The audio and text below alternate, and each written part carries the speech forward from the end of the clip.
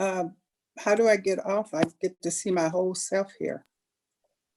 Switch to active speaker. Okay, there. Hi, Don. Hello.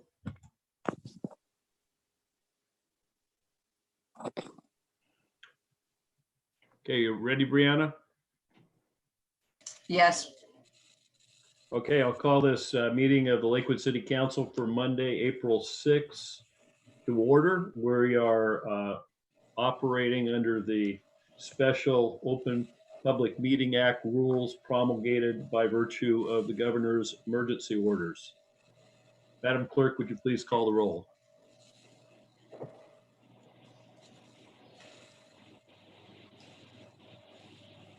Councilmember Boki, Present. Councilmember Brandstetter, Present. Councilmember Farmer, Here. Councilmember Moss, Here. Councilmember Simpson, Here. Deputy Mayor Whalen, Present. Mayor Anderson. Here. You have a quorum. Thank you. Now, there are going to be a few special rules before we get into any of the business. Just for conducting this, please recognize, if you're a member of the public, that there is no live public comment, nor be live public testimony at the hearing today. You have had the opportunity, and the opportunity remains, to submit either electronically or by mail your comments and your testimony for the public hearing, and those will be disseminated to council and for their consideration. Now, for the council, during the proceedings tonight, please have your microphone on mute when you are not speaking. There is a method to push the space bar down while you're talking to take you off mute, and holding it down, or you can click it off, whichever seems to work best for you. Recognize that there is a lag when we have a presenter, an attendee coming to be a presenter, and then back. There will be a kind of a technological lag in that transition. Please respect that. And given the special circumstances, please try to control your comments. Don't want to stifle commentary, but if we can have a question answered by the city manager, for example, that's a question that's not directly on topic because we kind of have a limited agenda, let's try to do it that way. Also, the Zoom bombing notice you may have heard, the security on Zoom isn't all that great, especially with some public meetings. Bad actors have interrupted with profanity, obscenity. And if in the event that occurs, I will immediately adjourn the meeting and we will take no further action until the next meeting. So with that, we would normally move to the Pledge of Allegiance. It's more than a little awkward. And I would suggest that instead of that, call for a moment of silence in remembrance of the people who have lost their lives to the COVID-19 virus, and in honor of the healthcare providers who are working so hard to stem the tide.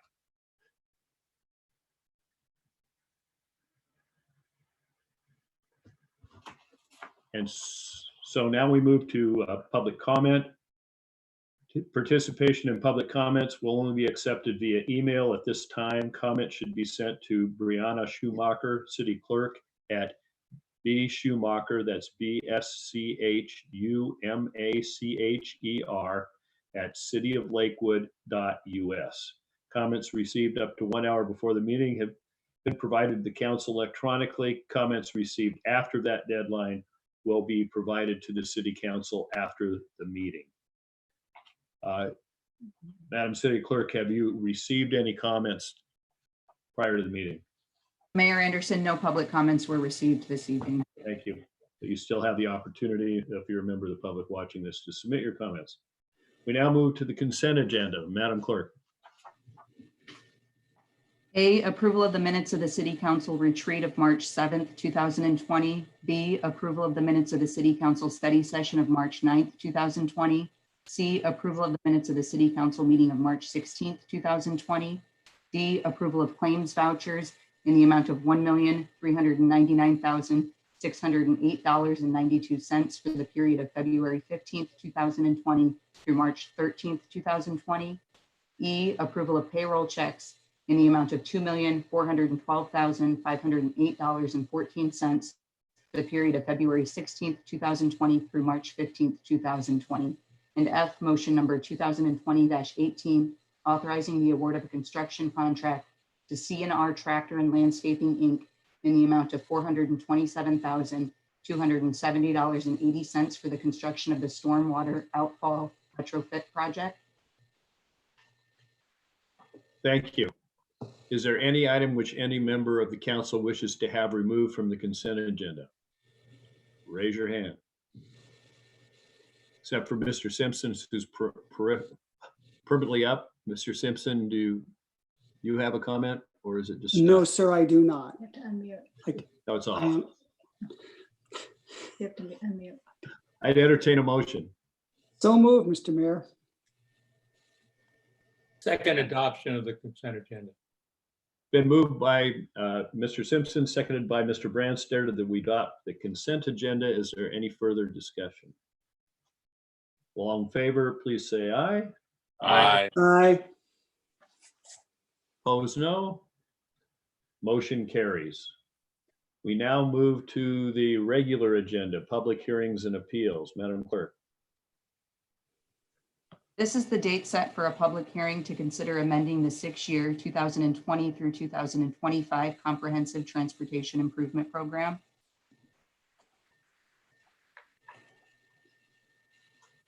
And likewise, on this is, we have had the opportunity to submit public testimony by electronic means. Madam Clerk, has any been received prior to the meeting? Mayor Anderson, we have received no public testimony as it relates to this public hearing. There's still the ability to do so. Comments should be sent to Brianna Shoemaker, City Clerk at bschumacher@cityoflakewood.us. Comments received after the meeting will be provided to the City Council.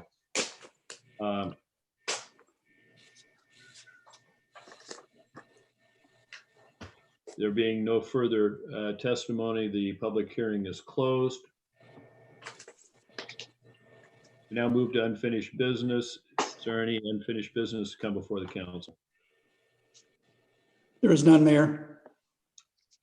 Oh, new business. Is there any new business to come before the council? There is none, Mayor. And we move to reports by the city manager, Mr. Caulfield. Thank you, Mayor, and good evening, council. Got 3 items I'd like to start off with this evening. The first is I'd like to call on our Assistant City Manager for Community and Economic Development to give you an update on where we are regarding the review of a site-specific rezone that went through the hearing examiner process recently. So with that, I'll turn it over to Mr. Buer.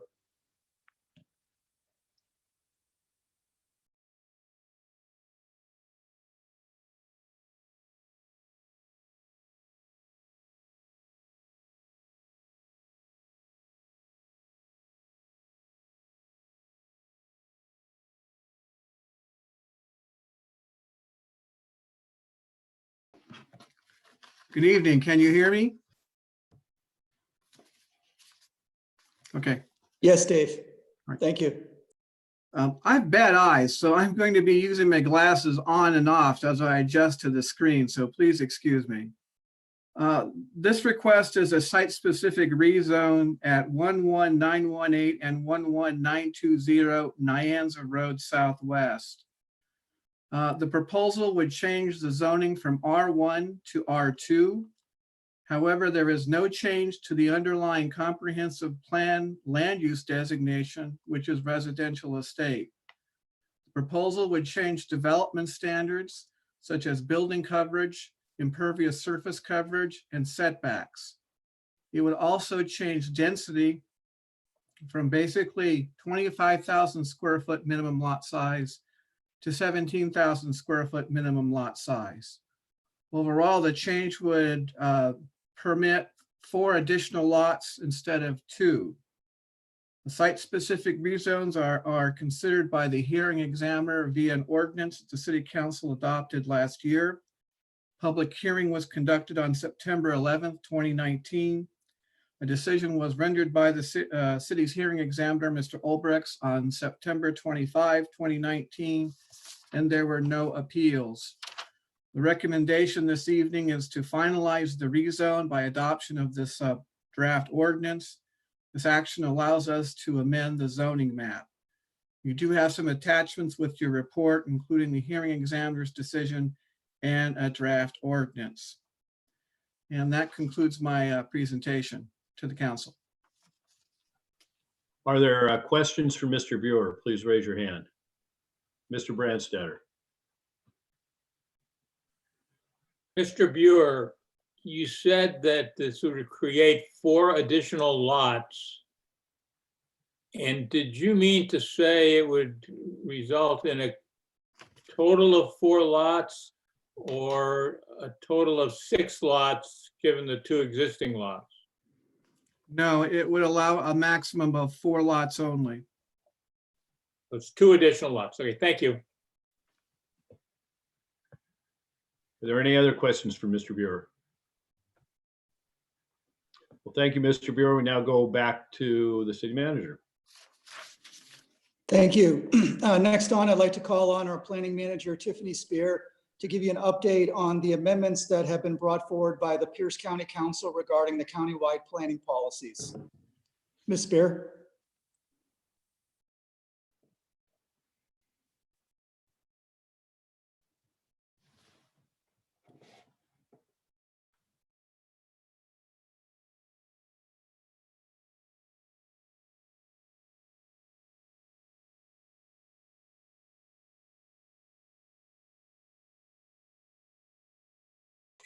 Can people hear me?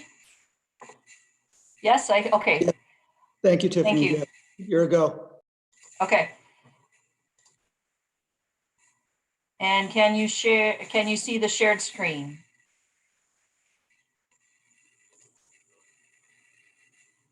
Is that Wait there? on here, yes. Yes. Okay, thank you. Okay, Yeah.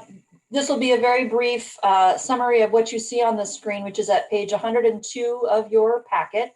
This is regarding an action that the council would be taking potentially next Monday night to ratify the ordinance that was adopted by the Pierce County Council last fall regarding the new countywide planning policies related to centers. Very quickly, over the last several years, the Pierce County Regional Council had taken action to update its centers policy at a regional level. And then that has now trickled down to the Pierce County Regional Council and all of its jurisdictions to ratify. And then related to that, there were 14 new countywide centers under the new criteria proposed to the Pierce County Regional Council at the end of last year.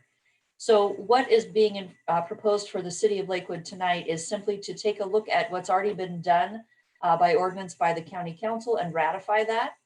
There is a deadline of getting that in action back to Pierce County by May 10th. And there are actually 2 options, one of which is to go ahead and take affirmative action, pass an ordinance ratifying the updates, or take no action at all. So at this point, the intention, I believe, is at the next regularly scheduled regular meeting, the council would actually vote on an ordinance that would ratify 2019-70S from the county council.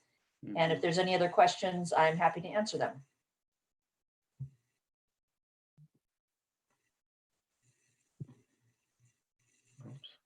Questions for Ms. Spear? And since I got the shared screen, I lost the hands. So I've got a I'll hand stop up the there. share.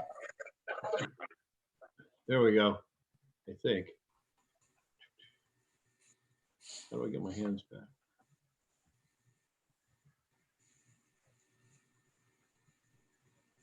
Huh. Well, I had a Mr. hand Whalen. up. Yeah, I just had a general question for Ms. Spear based upon her review of the actions of the county council. Is there any impediment or problem for Lakewood Center as you see it now, or we remain fairly untouched? This does not affect the Lakewood Center. Lakewood has a regionally designated regional growth center, which is the downtown now, the same term, coterminous boundaries. This How is about all related. I'm sorry. Oh, go ahead. Really, the question is the unintended consequences. Are there any that you foresee as a result of the proposed action? No, what this is doing is creating what are called countywide centers, which historically have been allowed but have never been done. Right. So the county and all of the cities have put forward the 14 applications. Lakewood did not submit one. Lakewood continues to have its regional center without any change. Thank you. Mr. Branstetter. Thank you, Mr. Mayor. Ms. Spear, when we look to take action,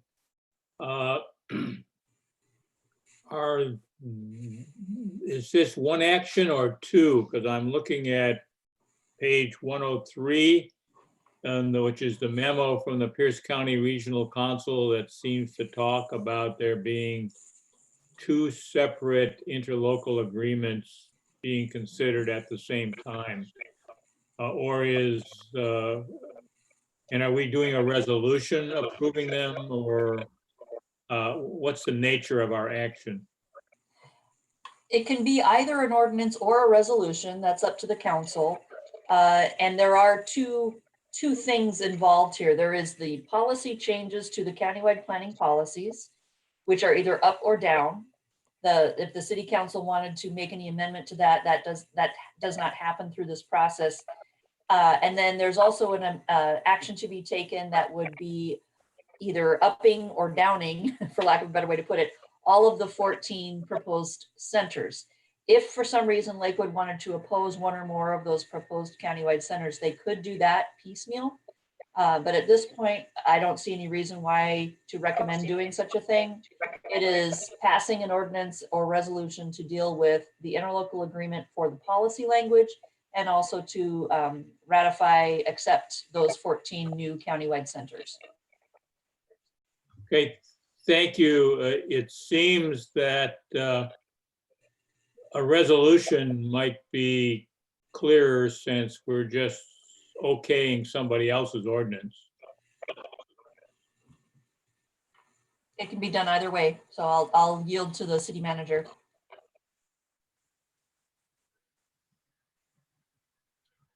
Are there any other questions for Ms. Spear? Well, thank you very much, and back to you, Mr. City Manager. Thank you. Thank you, Ms. Spear. Now I'd like to turn it back over to Mr. Buer, as well as our housing manager, Jeff Gum. This next item, which is our CDBG 5-year consolidated plan for the years 2020 through 2024, based on a fiscal year, is something that you do every 5 years. And also, I'd just like to point out that to say that this has been a bit of a fluid issue regarding CDBG, which is typically pretty straightforward, is probably a bit of an understatement. And Mr. Buer and Mr. Gum are going to cover some of that this evening. But with that, I'll turn it over to Mr. Buer and Mr. Gum. The floor is yours, gentlemen. Thank you, John. I have some opening remarks, and then I'm going to turn over the majority of the presentation to Jeff Gum.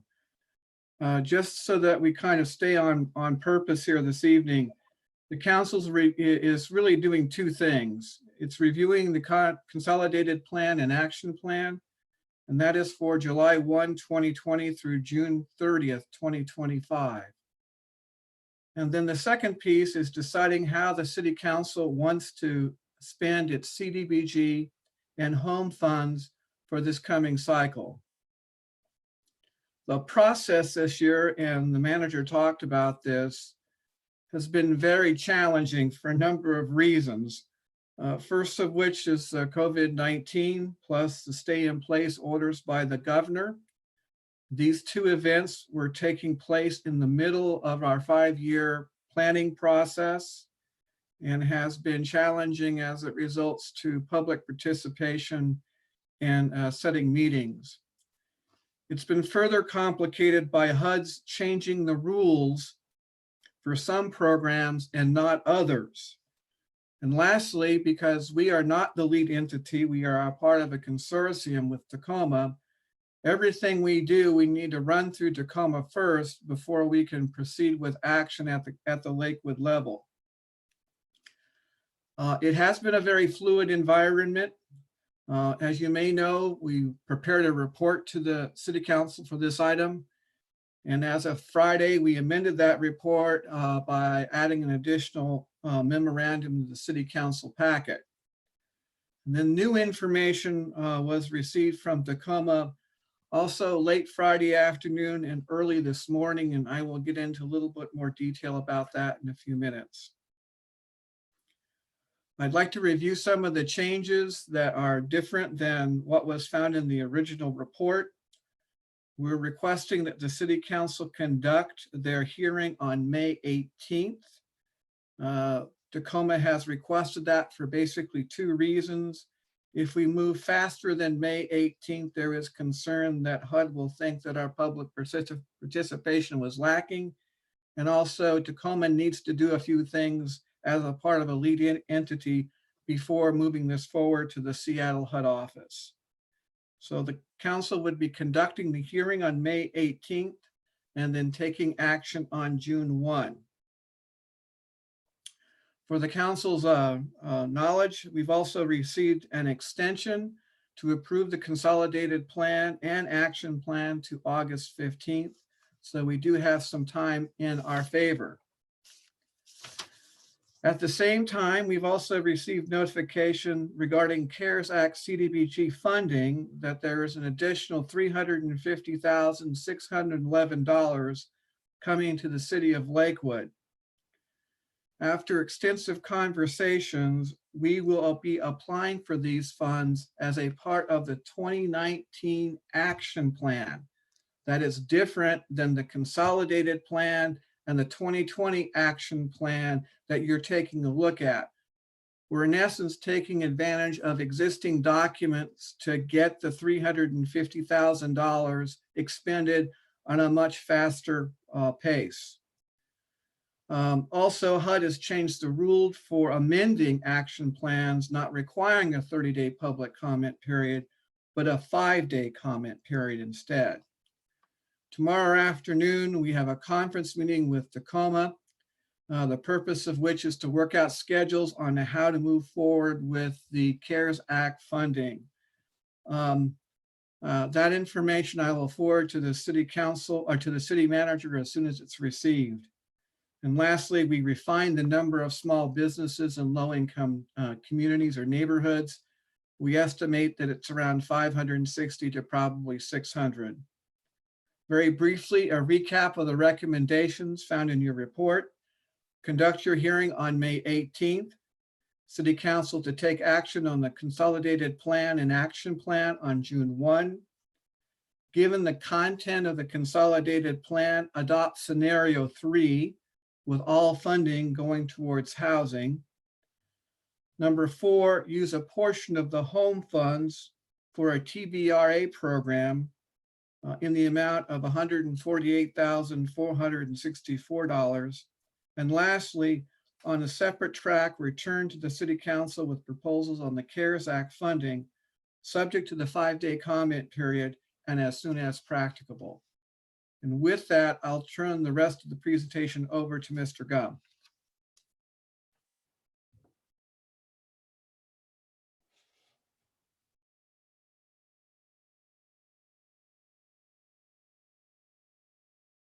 All right. Bring up a presentation for you guys. Why my computer's not working here. There we go. So if you all can hear me, I will start my presentation.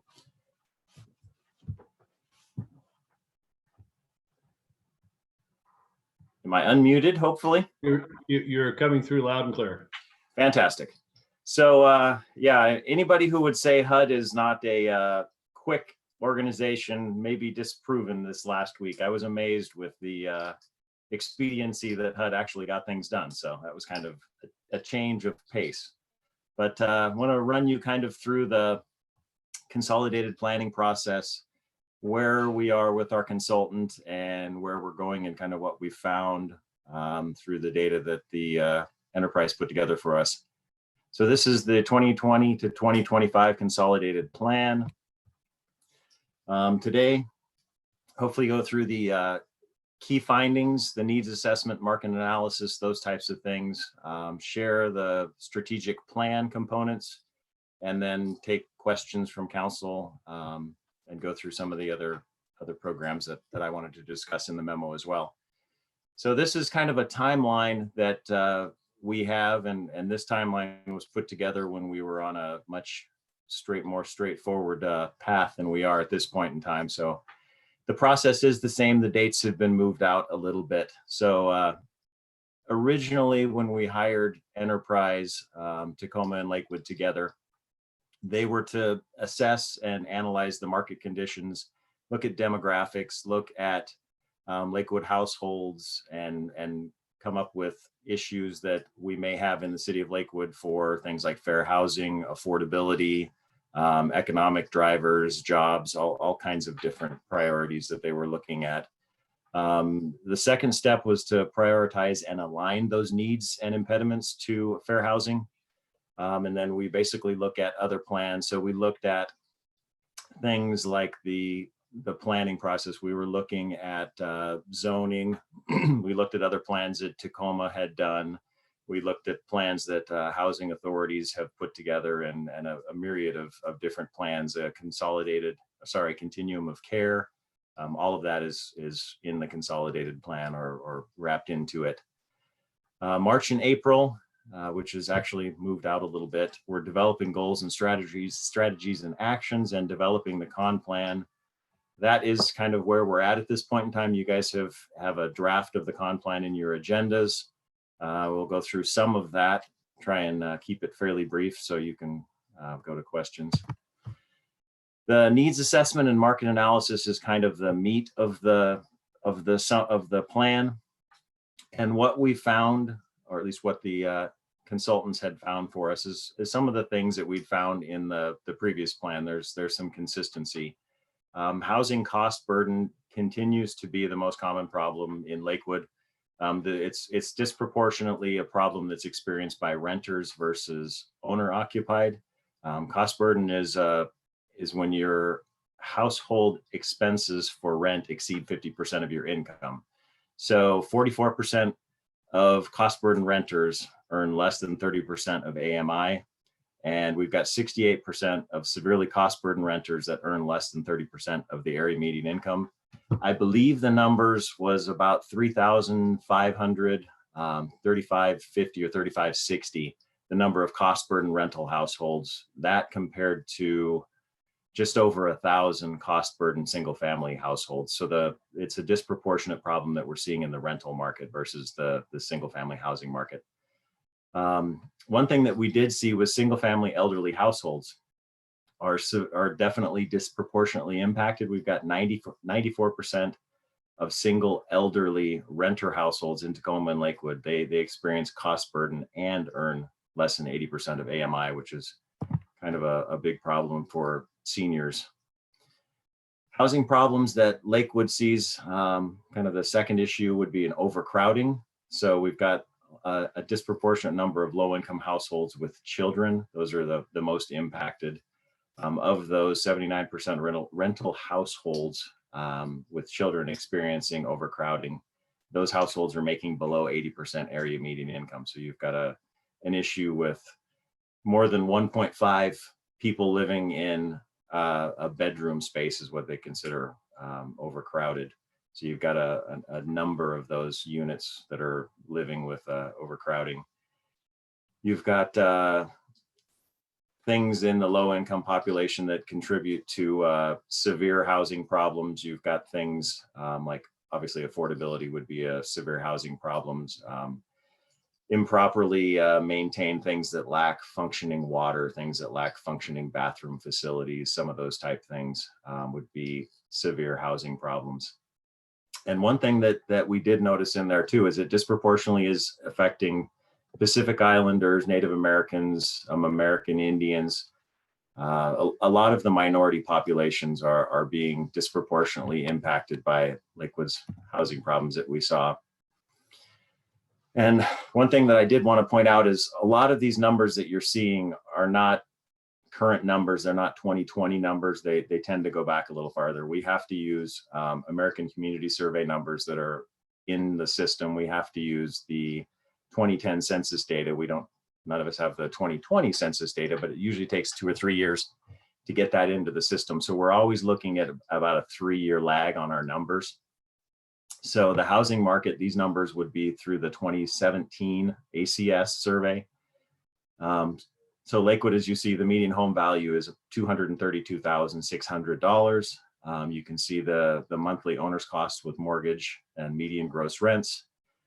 So on average, Lakewood does have lower housing costs than Washington State does and the county does. But we also have lower household incomes to go with that as well. So you look at the median household income is $47,600 for Lakewood, which is significantly lower than the state and the county as well. The housing market, we do have a number of racially or ethnically concentrated areas of poverty. The last time that the census was done, we had one census tract, 71806, which is the Springbrook neighborhood. This most recent survey that they did, they found 3 additional census tracts. So there's the 7104, or sorry, 71704, 71805, and 71807. And all of those census tracts are located kind of in the northeast area. So you've got the Springbrook neighborhood. I believe 71804, look at my census tract map, is right directly above that.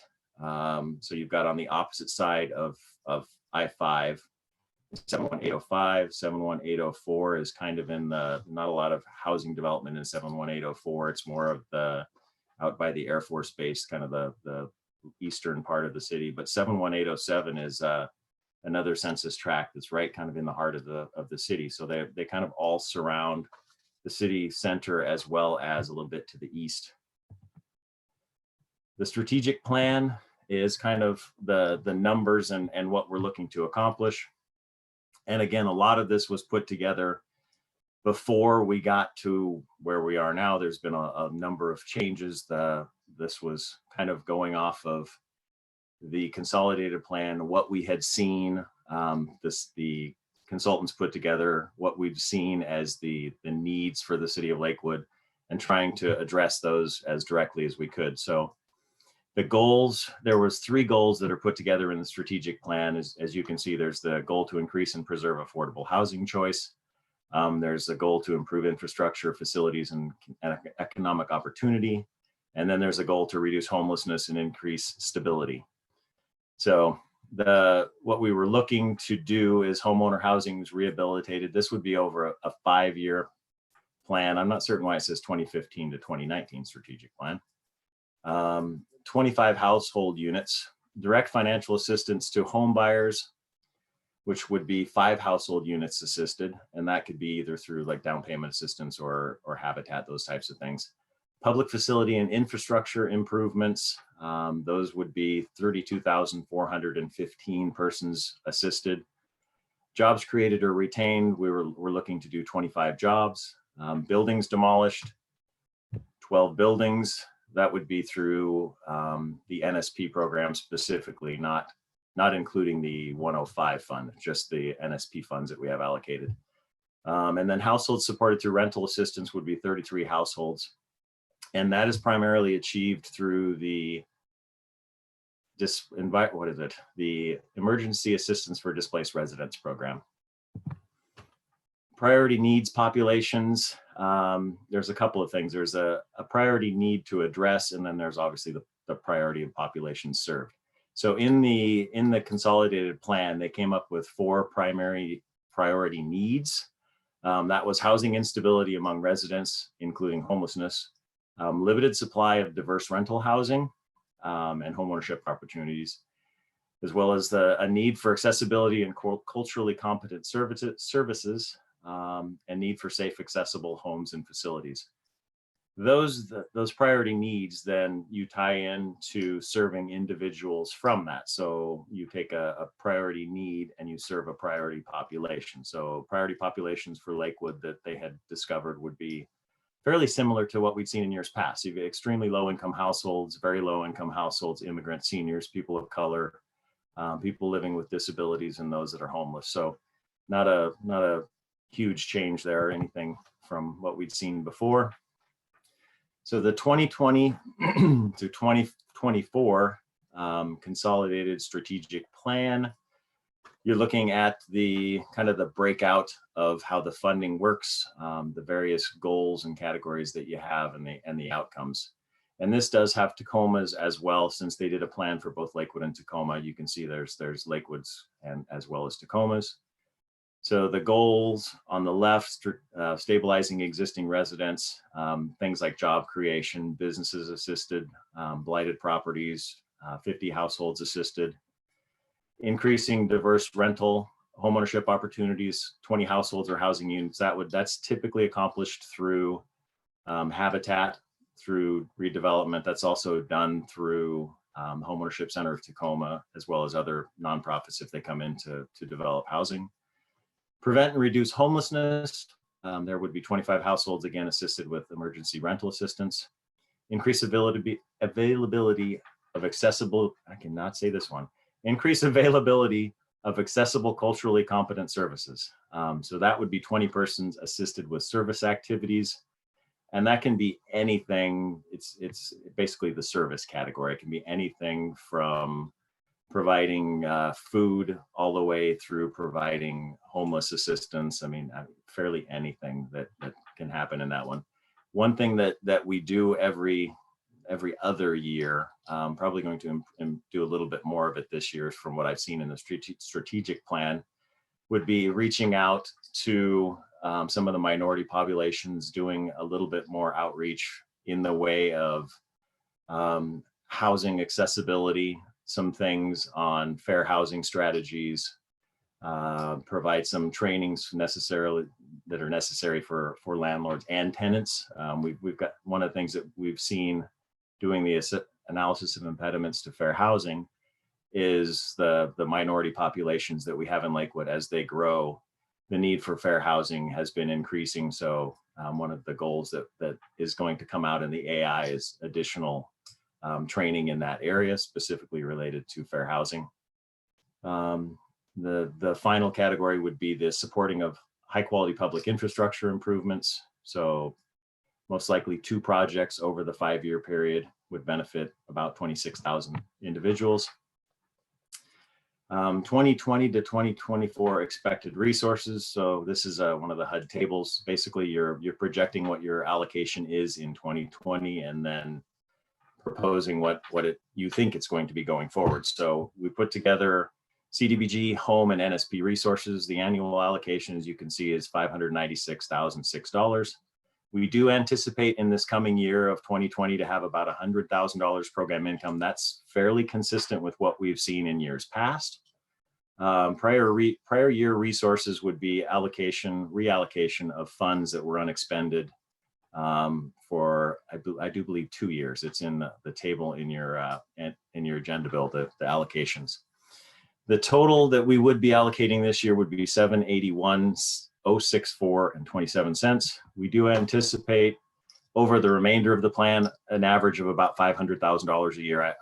I would assume that's a little bit low, kind of what we've been seeing, but the $2 million remainder is what we're proposing. For home, the annual allocation is $331,627.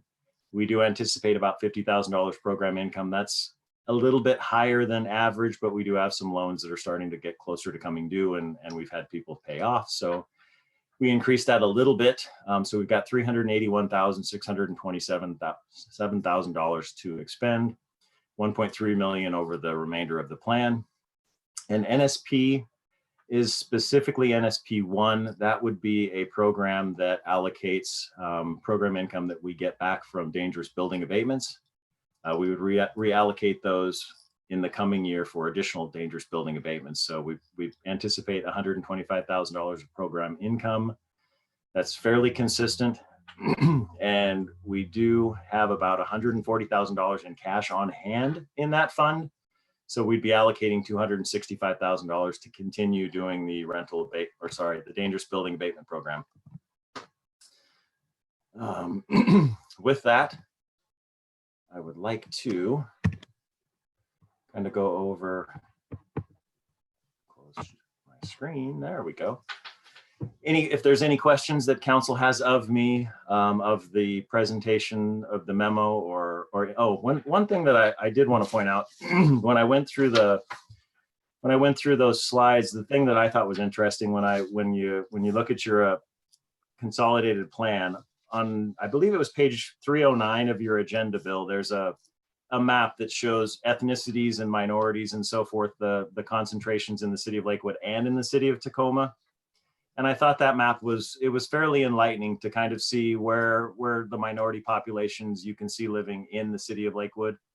And you can see there's a fairly well concentrated minority population kind of in the areas that we were describing, the Springbrook and then just north and east of those neighborhoods. So that I thought was a very good map in the consolidated plan.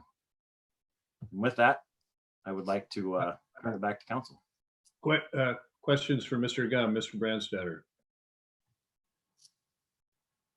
Thank you, Mr. Mayor. Mr. Gum, I really just had a question, and I'm looking at page 247 of the agenda packet. And there is a chart there that's got a Lakewood column and a Tacoma column. And in a couple of cases, the Tacoma numbers and the Lakewood numbers are significantly different. In prevent and reduce homelessness, we're looking at 25 households. They're looking at 1,600 households, maybe. But then in increased availability of services, we're looking to increase the availability by assisting 20 people, and they're looking to assist 28,000 people. And then the opposite way of, we're looking to have infrastructure projects that benefit 25,000 people, and throughout the city of Tacoma, their infrastructure things are only expecting to indicate 12,000 people. I'm actually not necessarily needing for you to explain that. It's just that I think that if I was a HUD person looking at that in a consolidated plan, that looks unusual. And we maybe want to make sure that we're doing particularly the increased availability of culturally competent services, which tends to be something that you would have a nonprofit do, and they do tend to serve a significant number of people. I would think more than 20 over 5 years.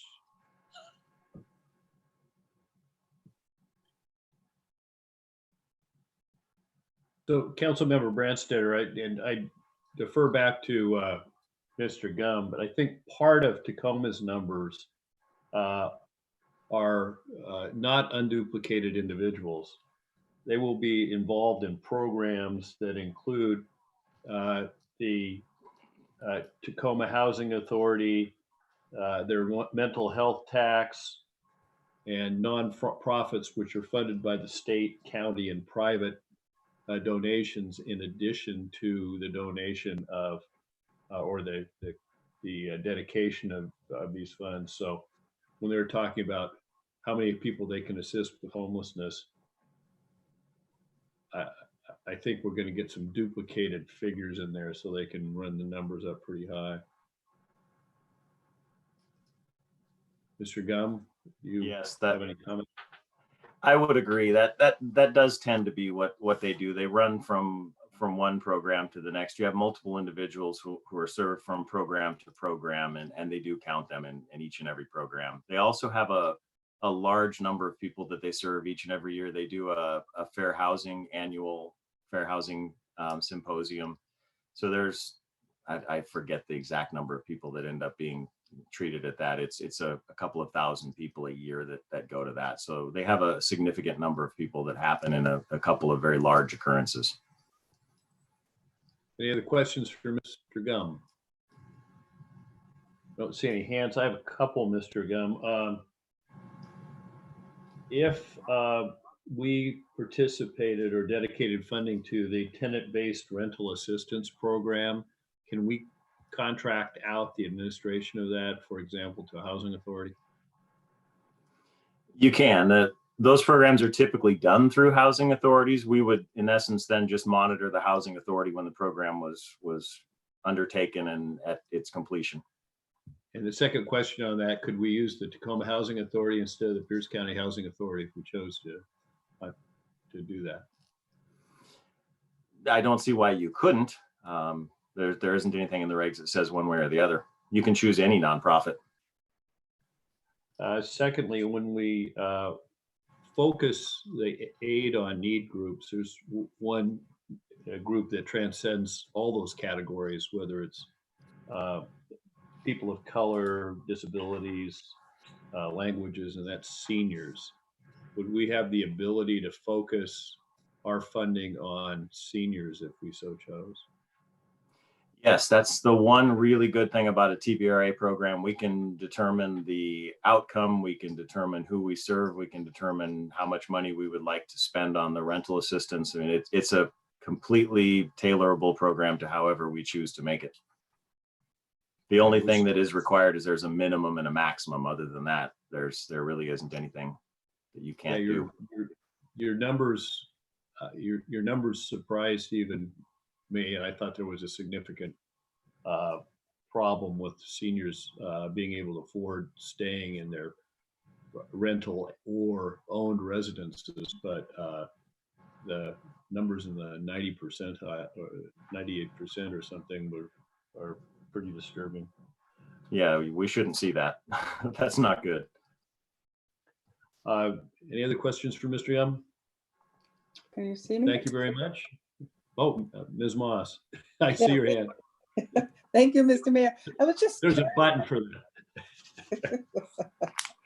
I'm just curious as the way those stats are presented. Is there a way that Lakewood or some way that can be presented without Lakewood looking so out of sort compared to the other totals?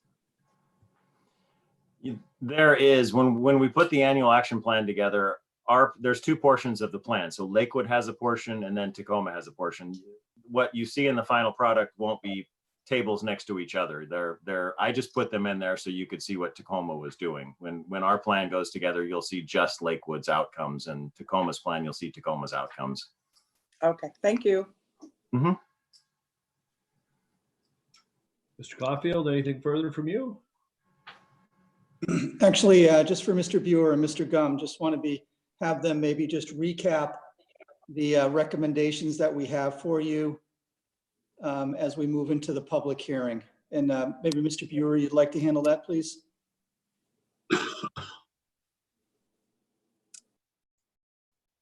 Can't hear you, Dave. Mic is off.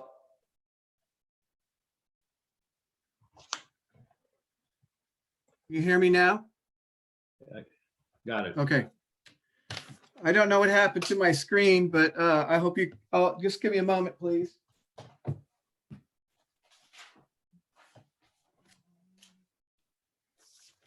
To recap the recommendations, one, it would be to conduct the public hearing on May 18th. Number two, for the City Council to take action on the Consolidated Plan and Action Plan on June 1st. Three, we were moving towards a recommendation of scenario 3 with the expenditures going towards housing. 4, using a portion of the home funds for a TBRA program, the details of which will follow at subsequent meetings. 5, Again, on a separate track, we will come back before the city council with expenditures on CARES Act once we have additional information from from the city of Tacoma. And actually, if I might, on that last item, I'd like to recommend that we come back at your study session next week on that, go through the public comment period and be back in front of you at your first meeting in May to take action.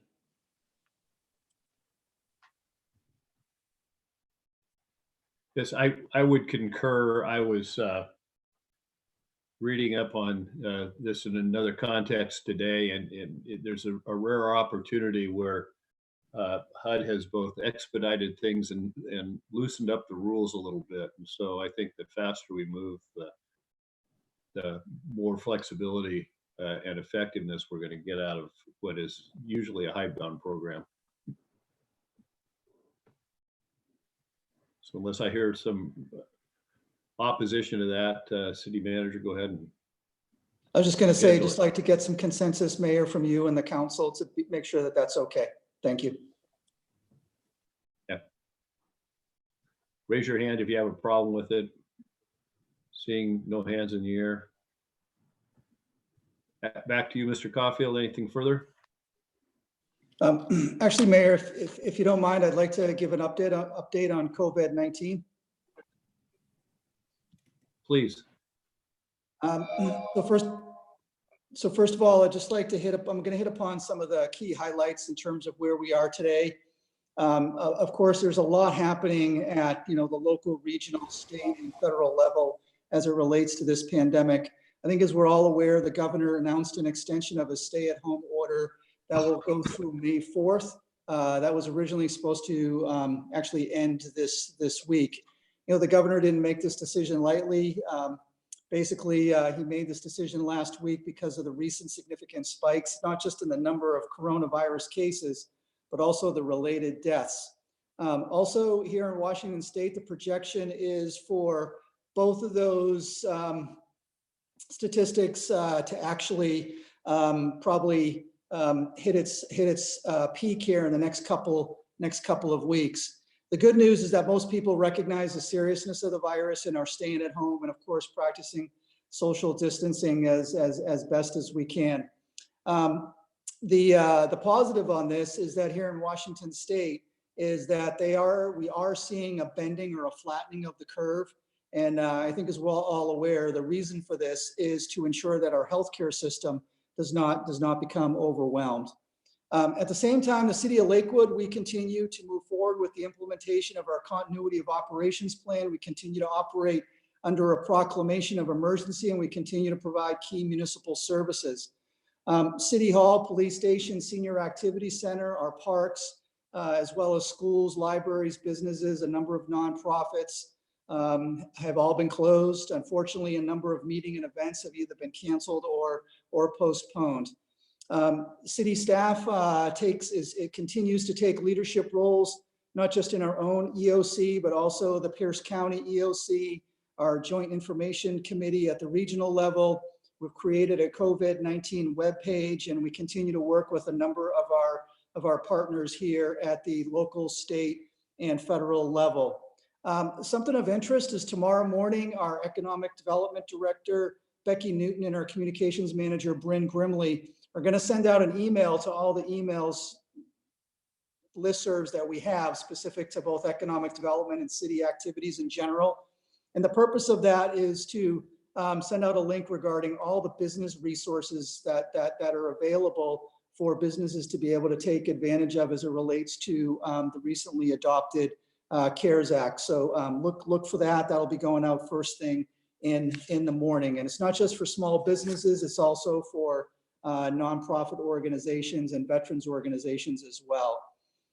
I think, as we know, the current recommendation from state and federal government is for people to only leave their home if absolutely necessary. Because again, here in Washington State, at least, we're expecting to crest. Nationally, I think the crest is projected to occur later this month or the early part of May. Some quick numbers. As of yesterday, approximately 350,000 people in the United States have been diagnosed with the virus, and over 10,300 have died.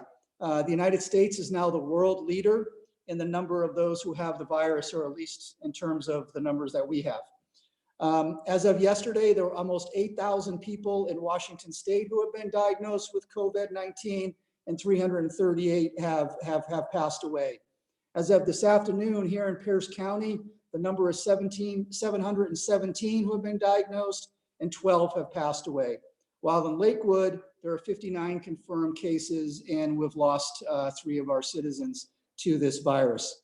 At Western State Hospital, the update that we have from earlier this afternoon is actually unchanged from yesterday. There are 18 employees and 6 patients, including 1 deceased. What's also interesting is that the age group, originally when this came out, it was, basically people 60 and over who were being infected. That is still true in terms of the people who are dying. 60, 65 and over seems to be the majority of those folks. However, in terms of who's being diagnosed, 27% of the cases are between the ages of 20 and 39, 34% are between the ages of 40 and 59, and 26 between the ages of 60 and 79. So fairly evenly distributed across the board there. So this is not a virus that's just impacting one segment of our population. It is significantly impacting most, if not all, segments.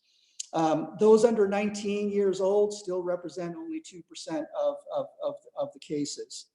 Another issue that we've been dealing with is the governor's directive on what businesses are essential and what businesses are non-essential. In summary, the city of Lakewood, we have taken the position to direct businesses to the governor's portal. The governor has created some guidelines for businesses to consider, to determine whether they're essential or not essential. Businesses can and should be able to make that determination. The city of Lakewood is not going to step in and do that for them. The fact is that most businesses are doing what they need to do to get through this. Right now, the city, we're okay on personal protective equipment or PPE. However, we have put in a resupply order in partnership with West Pierce Fire and Rescue for our first responders, particularly in the area of masks. But at this point in time, we're good. So knock on wood, hopefully we'll be able to get a resupply here in the next week or two. The Clover Park School District has been doing an absolutely phenomenal job on several fronts.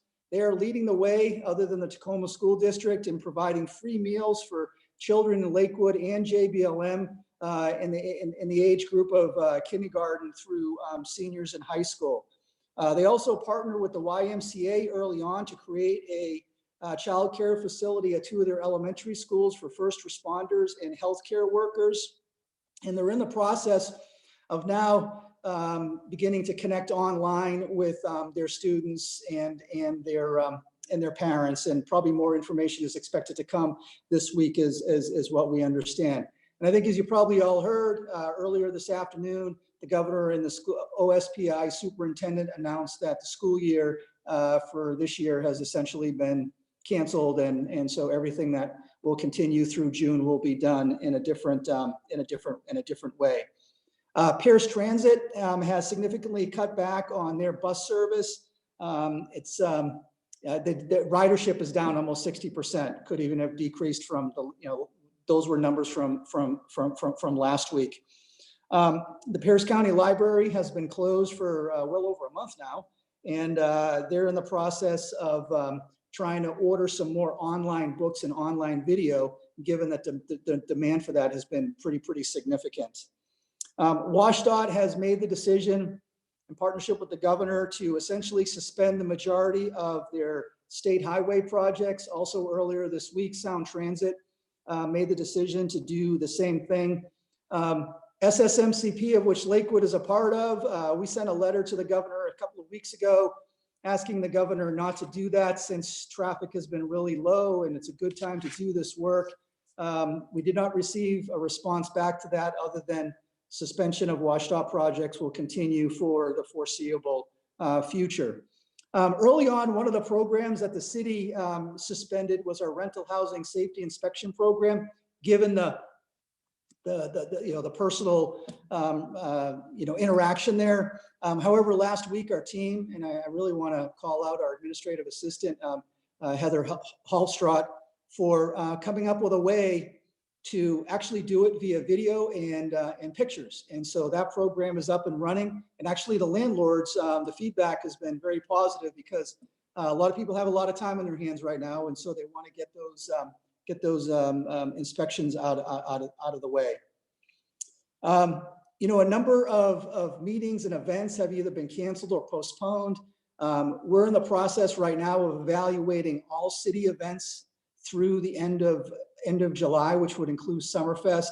Actually, we heard from the Lakewood Sister Cities Association that it's unlikely that our sister city delegation will travel over here in July from Gimhae, Republic of South Korea, as they did last year. So just like we had to postpone the youth summit, we had to postpone and push off the night farmers market. There's probably a number of other events that we're either going to have to cancel outright or postpone to later on in the year. We hope to have an update for you in the next week or two. As you know, legislative bodies can meet, and again, the guidance provided by the governor is that your agendas should be necessary and routine. And as we look at your upcoming agendas, we have moved a couple of items, but generally speaking, they do meet either one or the other or both, and that's okay. However, if the council, if you wish to make changes there, it's your agenda, and you're certainly free to do that. But what we're trying to do is we're trying to stay on task. For example, human services, that's a process that kicks off later this summer, and we don't want to deviate from that given that upcoming funding cycle. On the police side, at the request of the jails, we're testing the temperature of prisoners before they go to jails, but at the same time, both the Nisqually jail and the Pierce County jail has been, generally speaking, not accepting new customers, if you will. And so a lot of work that we've been doing out there has been, cite and release. At the same time, calls for service across the board are down from a year ago. Domestic violence issues seem to go up and down, but overall they're about the same or a little bit lower on a year-to-date comparison for that time period as well. One of the things that Chief Zaro is going to do on this Wednesday, given that typically Wednesdays is a day that we have overlap for training with a number of our commissioned law enforcement officers, and he's going to use that to do a bit of a bike emphasis out into our commercial areas as well as some of our neighborhoods, given some of the nonsense that has recently picked up there. Our senior activity center is closed. However, our senior center staff have created and initiated a phone tree to check on our older adults to make sure that they're okay during this time of crisis. Last week, the president and Congress, and this week, they continue to have discussions about another stimulus package and looking to include infrastructure projects in that. And they need to be shovel ready. This morning, our team, we got together to talk about that and some of the projects that certainly will be shovel ready on the road side would be the JBLM North project, North Access project, as well as Stilichum Boulevard from Weller all the way down to Far West.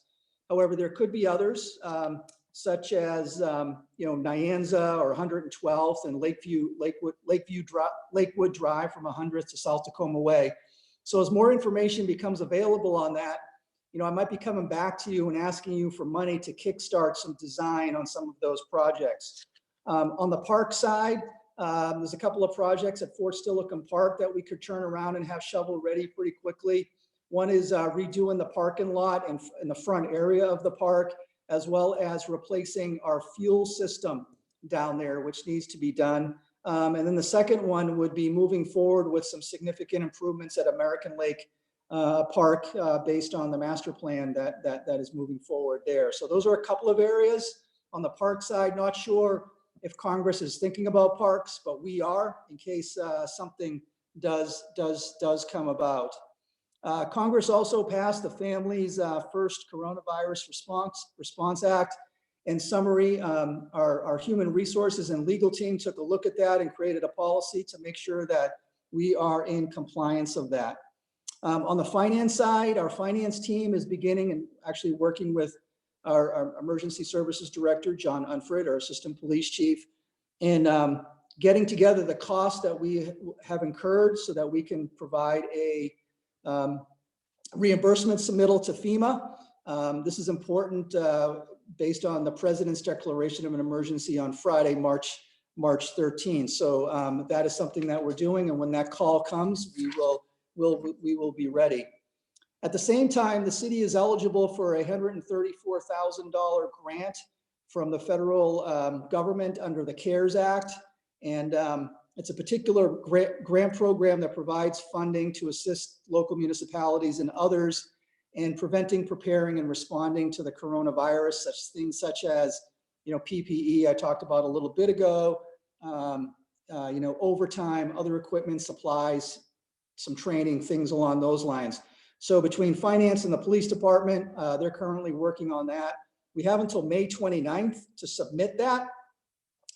We hope to be able to get that done sooner rather than later. As we look into the future, we are beginning to focus on our recovery and what that looks like, particularly as it relates to our city's finances. I just want to say three things to start off with. First, we're not going to jump into any conclusions without having some kind of an understanding of what the impact is, which means having some kind of empirical data showing what the trends are. We know it's going to be bad, but again, we're not going to jump to conclusions. That's not going to get us anywhere. Secondly, we're not going to panic because again, that doesn't help. And then third, let's like to point out, we have very excellent financial policies and how we have developed our budgets in the past. And that will help us through this process, including as it relates to 2020.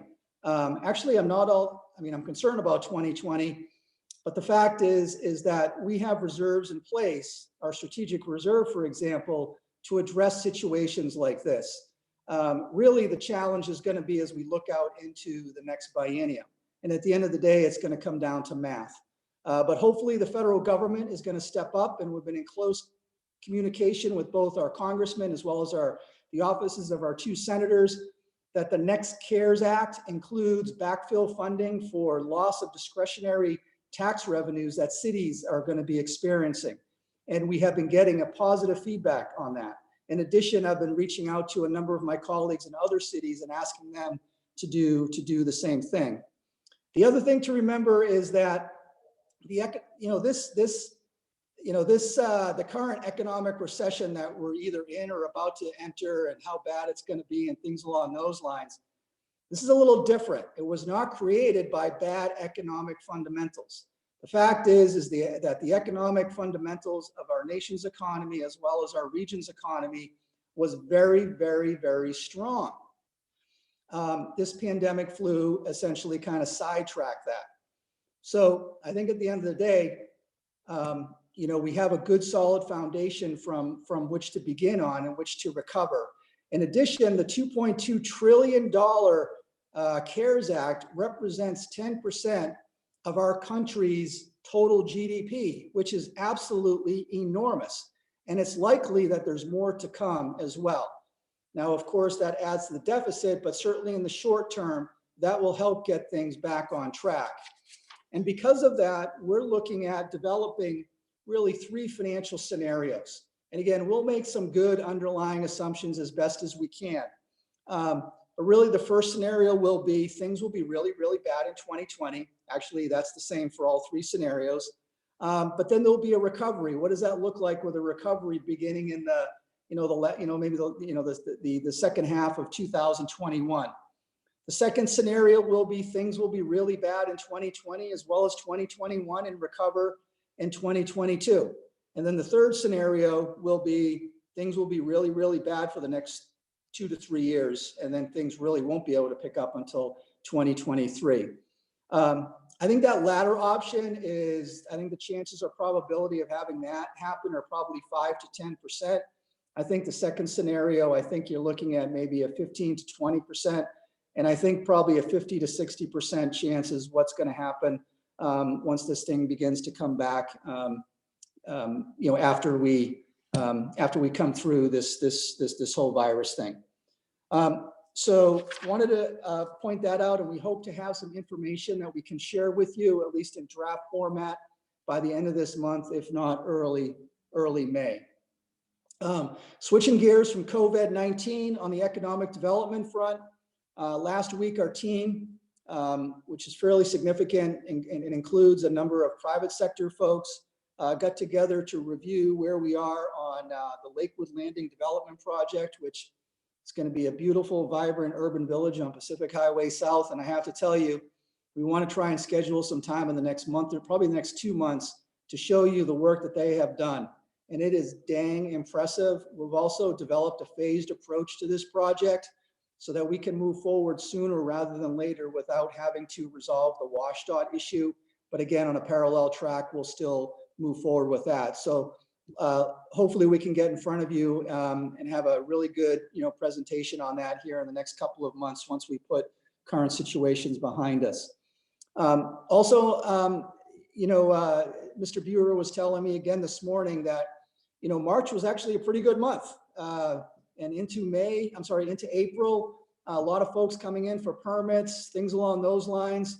The one thing that has come to a screeching halt are inspections, probably for obvious reasons. We had one today, so we've been averaging about 2 to 3 a day the last week or so.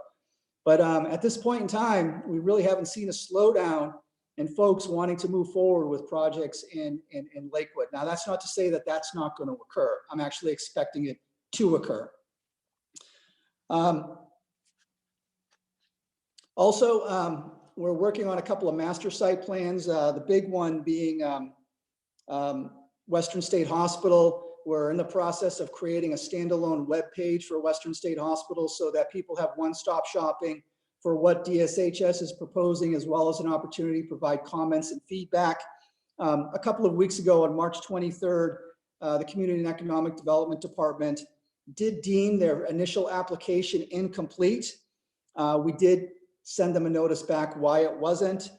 Some of the several big issues that we identified was, we weren't clear on patient bed count, historic preservation, regulatory context, and just a number of issues. They'll respond back to us and get back with us on that. But I just wanted to give you a heads up on that.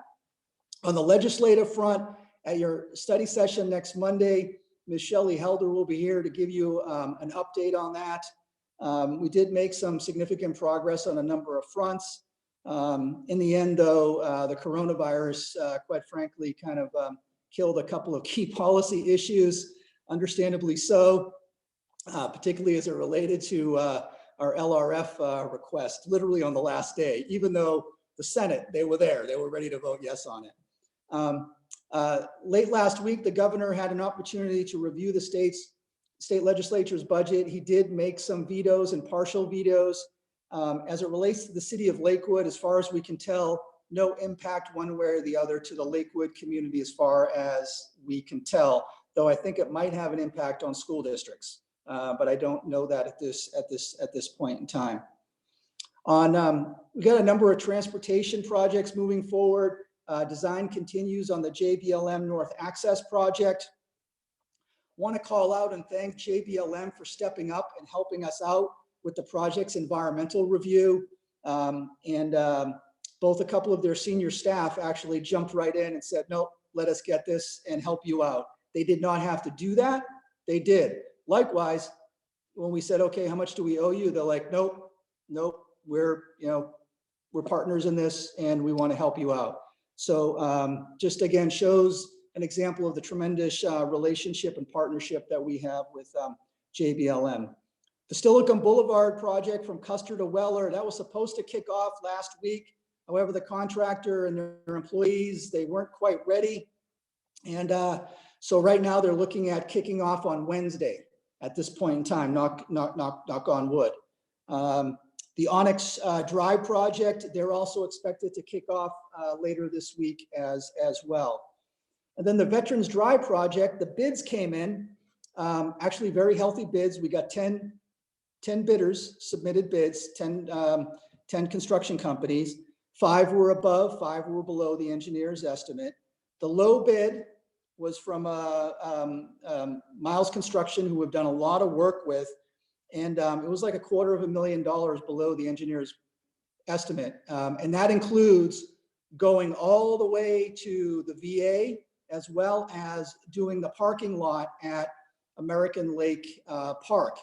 As you might remember from Mr. Buschitz telling you that it was likely that we might have to go back and take the savings from Onyx to balance this project out. Well, guess what? No, both projects are going to have savings. So that's real positive at this point in time. We are checking to make sure that Miles is not just the lowest bidder, but the most responsive bidder as well. And if so, we will have for you, as part of your next regular meeting on April 20th, an opportunity for you to consider and award that contract. Something that has come up in our contracts, and there's boilerplate language in all of these contracts, and it's, you know, certainly in the 30 years I've been doing this, I've written a lot of contracts myself, and you always kind of do the stick and paste on something called force majeure, and that's language that's existed for decades. And what it means is that either party, either the city or the contractor, doesn't have to be held to the terms of the contractor because of, generally speaking, acts of God or things like that. Does the pandemic meet that? Yeah, probably so. Now, at this point in time, we're not aware of any contractors or even the city looking to have to exercise that, but I just wanted to give you a courtesy heads up that that's out there. Again, we haven't heard anything from any of our contractors, but you know, something that kind of came up, another unexpected item that we never thought we would have to deal with. So with that, I know that's a lot, and I appreciate your patience there, Mayor and Council, and I really appreciate, you know, your support as our team is working through this, as well as your leadership out in the community. And also want to recognize all the city employees, and particularly our first responders, for what they're doing and their perseverance in this event, and continuing to carry on. So with that, that's my report, and I would just ask that you all be safe and healthy. Thank you. And I'd be more than happy to answer any questions if there are some. Catch your breath. Any questions for Mr. Caulfield? Thanks, Mayor. Well, we'll go to council comments. Ms. Farmer. I really do want to thank the city for everything that it's doing. This is a crazy time. I'm considered an essential employee at my day job with the State Department of Enterprise Services. And so haven't had much of a chance to leave my home as per the request of the governor. But I really do, the few chances that I've been out safely, I want to say thank you for all the work that you're doing to secure the parks and our first responders and all of that. We have tried our best as a family to keep the takeout business going here in Lakewood, and I'm anxious to see what we can do to help those small businesses. They're trying to keep their spirits up. They're you know, they're practicing their social distancing and keeping it going. And so it's really been exciting to see that. Thanks. Oh, and I would like cake next week. Next week is my birthday. We'll have some, we'll try to have virtual cake at least. Mr. Bolk.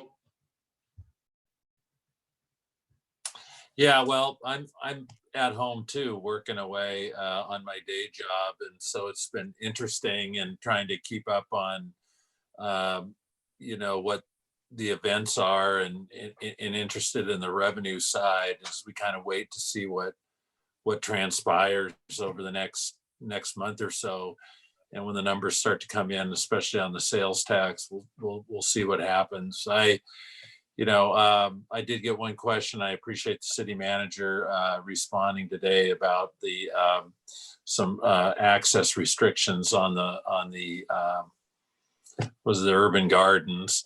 So and I'll forward that to who the individual who asked that. Yeah, just taking walks when the weather's nice and staying out of the parks, you know, and observing the signs. So I hope everybody is well. Thank you. Ms. Moss.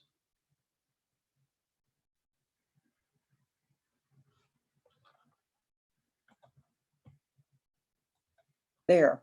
Thank you, Mr. Mayor. I am just excited to see that everyone in this team is still doing well.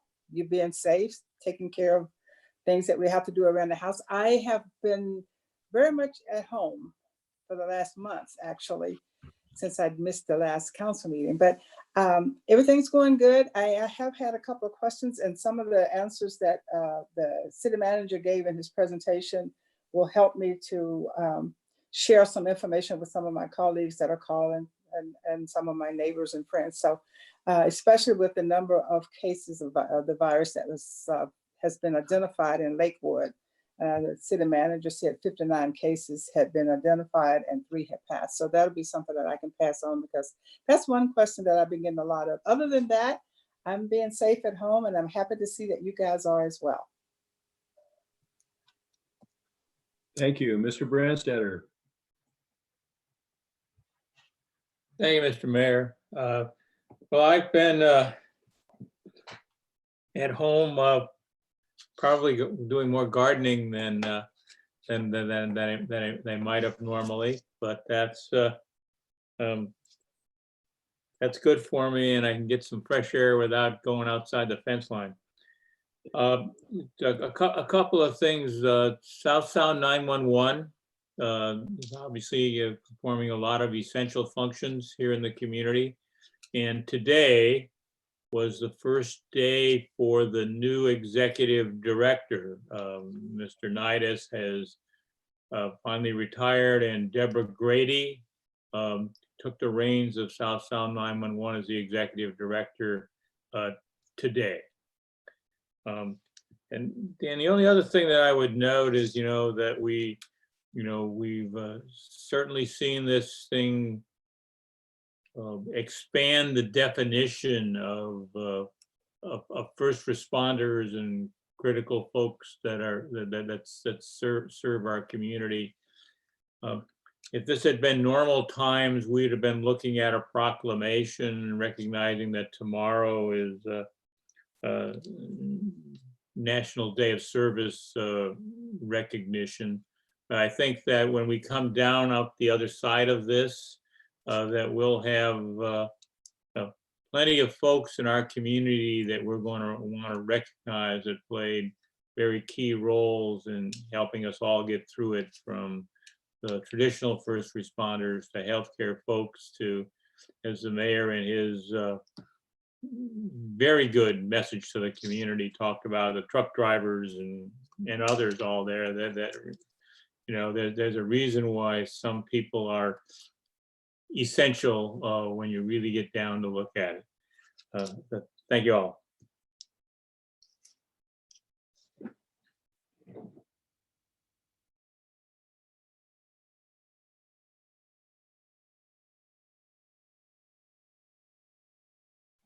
I was muted. Mr. Simpson.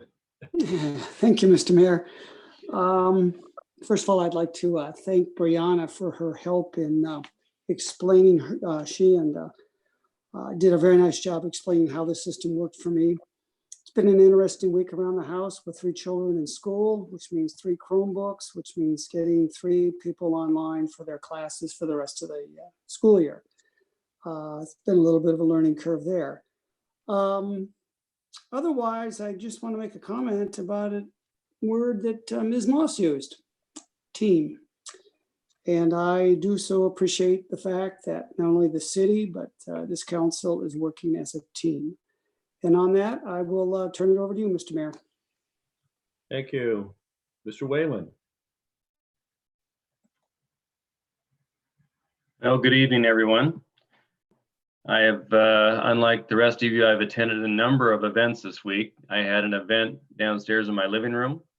I had another one in the dining room, had a few in the bathroom, and I've had a number on the front porch with the dog. So that's been the extent of the massive number of events in the Whalen household this last couple of weeks.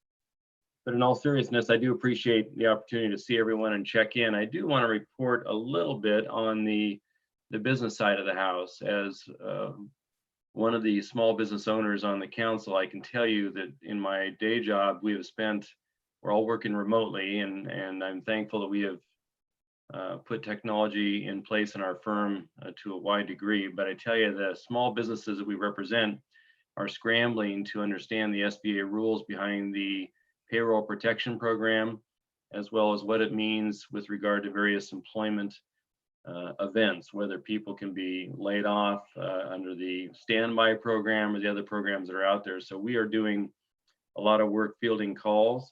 I have to hand it to the Economic Development Board and the Tacoma-Pierce County Chamber. They're doing yeoman's work at holding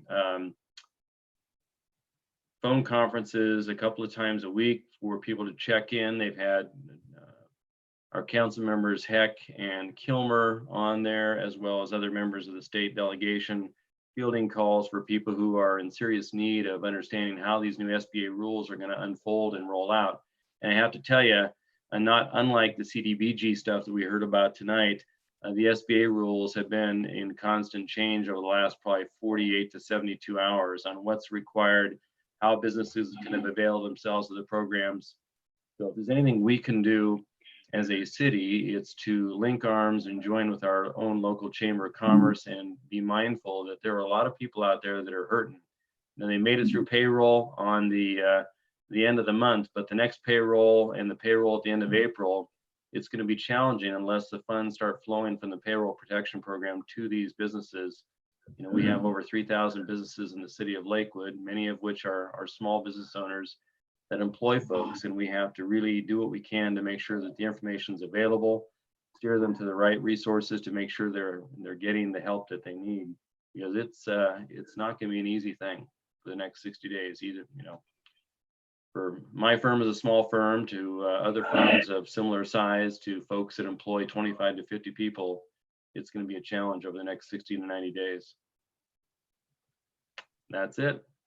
I'll go back and have another public event when I go down for dinner. There'll be 3 of us. Thank you. Well, I'm going to assemble out of my patio with the grill after we're done here. I had the opportunity to actually attend an event on Friday welcoming Governor Inslee to the Nourish Food Bank warehouse and thanking him and the National Guard for the assistance that was being provided. Most of their volunteers, probably 3/4, are retired folks. And so they lost their volunteer pool. And if the National Guard hadn't shown up, they literally would have come to a screeching halt in preparing and distributing the food in their largest food bank in Pierce County with something like 8 outlets. And so that was also an opportunity to talk with the governor a little bit about what is essential and what isn't.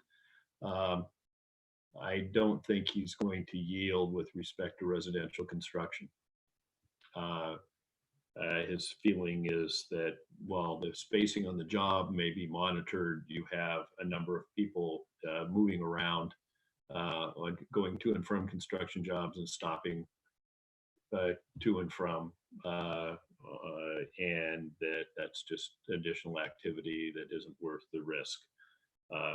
Don't necessarily agree with that, but that's I think an honestly held opinion, and I don't think it's going to change. There are some interesting sidebars or pieces of information with respect to the COVID-19 response. One of them is that, as you may have realized by now, the reporting isn't consistent, either in timing, tabulation, or even what is a COVID-19 death. One of the two in this last 48-hour period actually wasn't. It was one from several days before that was being reported late. The other one was someone who was very elderly in a care facility who had a condition which probably killed her. And she tested positive for COVID-19, but had never shown any symptoms. So if a medical examiner looked at that, that would be maybe secondary, but it wasn't really the cause of death. But the reporting varies by the medical facility that treats a person. kind of an encouraging side actually is the FEMA beds that we're going to be set up at the Western Washington Fairgrounds without any personnel are being rerouted. They aren't going to be needed. The hospital community feels they have enough beds without those. The temporary care facility is opening its doors at 84th and Pacific. I can tell you, I think that's going to have the cover the needs for quarantine and isolation. My day job, I actually negotiated the agreement to use that facility, a short-term lease, which was in trouble as far as the negotiation and the terms were going. And while they're searching for other potential sites, I doubt, from what I know now, that there will be any other sites because it doesn't look like the capacity is going to be needed, which is a good thing.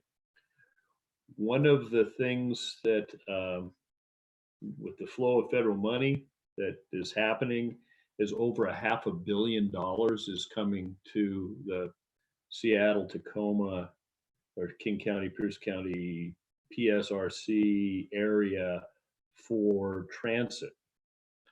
I looked at the initial spreadsheet prepared by PSRC staff. The Pierce Transit allocation is disproportionately small. The formula is undisclosed. And so both as Pierce Transit's representative to the Transportation Policy Board and Lakewood's representative to the Executive Committee, I'm going to make an inquiry to Josh Brown and try to see if there are alternatives. I think they're proposing to do it on some allocation formula that has been used, but doesn't necessarily match the circumstances. For example, the Sound Transit has about 52,000 boardings, or 52 million boardings a year, excuse me, and Pierce Transit has 15 million. So Sound Transit has 3.5 times the boardings that Pierce Transit has. However, Sound Transit's initial allocation calculation was that they would get 8 times the money. That's kind of a consistent kind of theme across the board, is that Pierce County gets less than it should. So we'll take that on and see what happens. I would remind you to keep your distancing. Follow Ms. Farmer's example and order takeout. And Hey, remember Don. the food bank. Yes? Can I ask a question? Can you update us on Pierce Transit's overall situation, that how they've changed their schedule, and can you give us some idea of, you know, how long do you think that they're going to be on this this limited schedule that they've gone on? Because there is an impact, especially to a community like Lakewood, where a lot of people take the bus, and they take the bus to get to things that they need. So can you update us on their situation? What has happened? Yeah, what has happened? A couple of things. First is that for the safety of the drivers, they have done things like no fares, can't enter through the front door, come through the back door, block off every other seat. Ridership is way down, so that works. At the same time, they have done a modified first weekend and holiday schedule so that the same runs are there, but they run less frequently. There's the frequency, and then there's the span of how long you run during the day, from 7 a.m. to 7 p.m., for example. So they modified the span a little bit to lengthen it, but really lowered the frequency. Probably service hours are probably at half now. And we've initially had, ironically, lower absenteeism from drivers. That rose, but they still had to lay off the folks that are on the, forget the proper term, the temporary basis, where you're relief drivers who work 32 or guaranteed 32 hours a week, but don't always drive the same routes. So the relief drivers are pretty much laid off, and that's eating into the rest of the staff.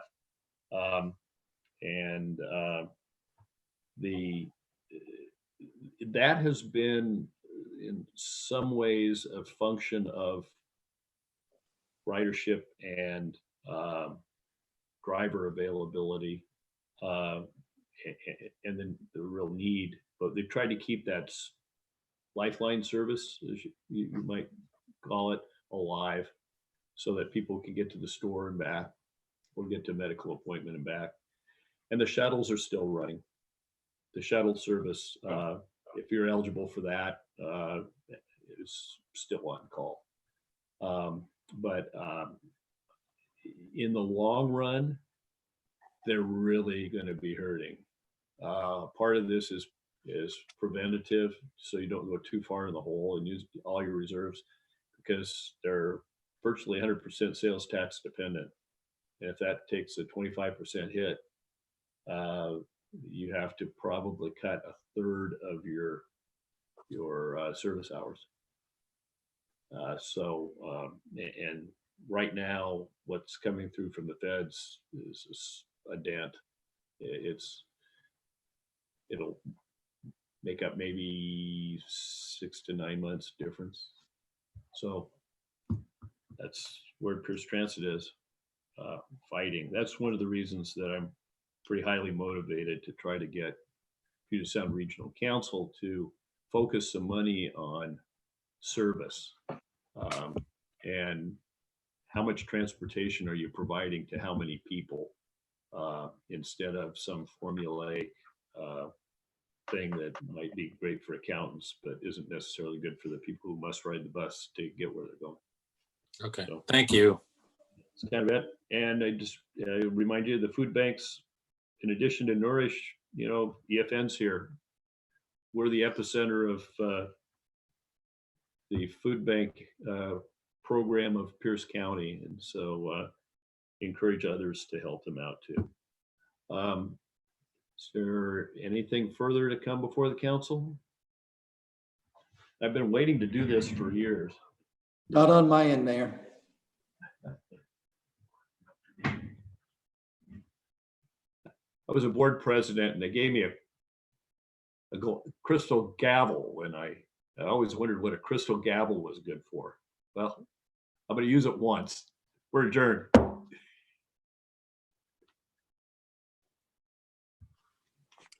Good day. Bye. Good night. You'll have 4 more opportunities to use that, Mayor.